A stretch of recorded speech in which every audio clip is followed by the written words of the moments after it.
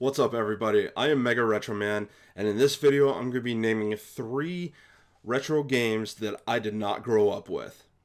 Let's get started.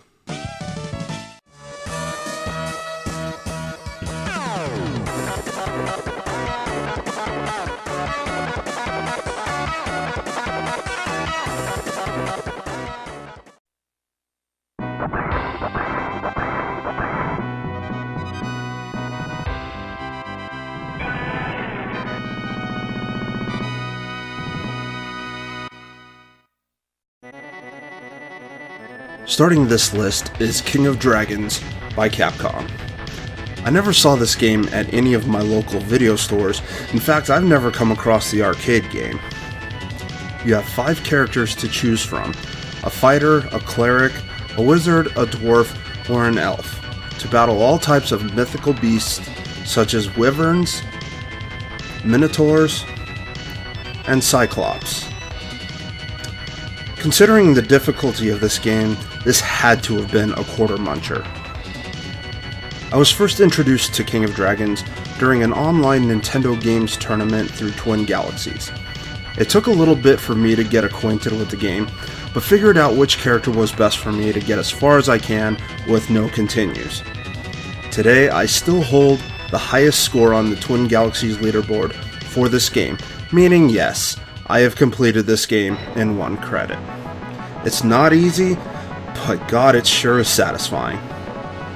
The game itself is nothing fancy, just a simple, standard, multiplayer beat-em-up style game that you would find at arcades.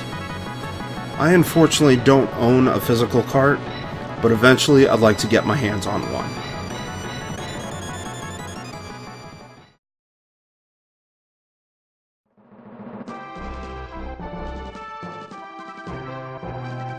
Number 2 on the list is Illusion of Gaia by Enix. I remember coming across this game many times at video rental stores, but never biting the bullet on renting the game. I've spent tons of time playing other Enix games such as Soul Blazer and Brainlord, and I've always heard that this game was great. I've watched other friends stream the game, and it just gave me that motivation to actually play it.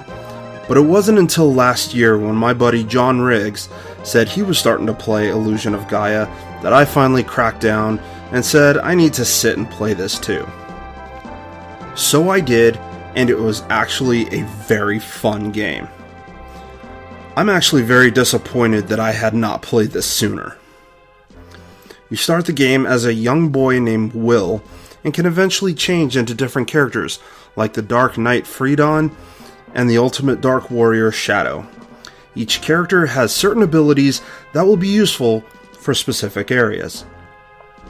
I feel that this game is much more visually appealing compared to both Soul Blazer and Brainlord.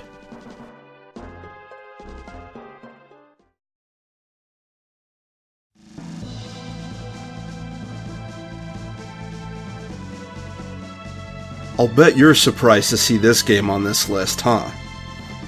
Yes, it's unfortunately true. Number 1 on this list, Chrono Trigger by Square, is a game I've never played until a couple of years ago. I've had so many people give me crap about not playing this. It got worse when I told them that I'd owned the game for 3 or 4 years at the time and had not touched it.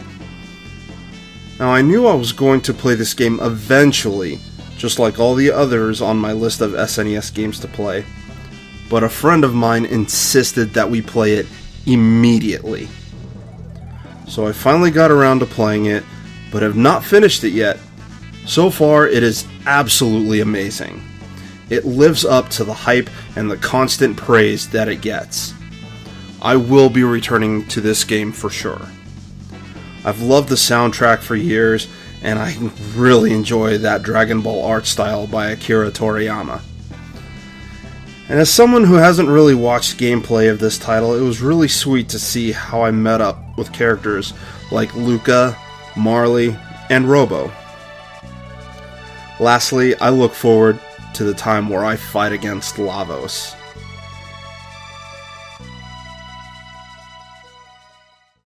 And there you have it, 3 retro games that I did not grow up with. If you guys want to make a video of your 3 retro games that you didn't grow up with, make yourself a video.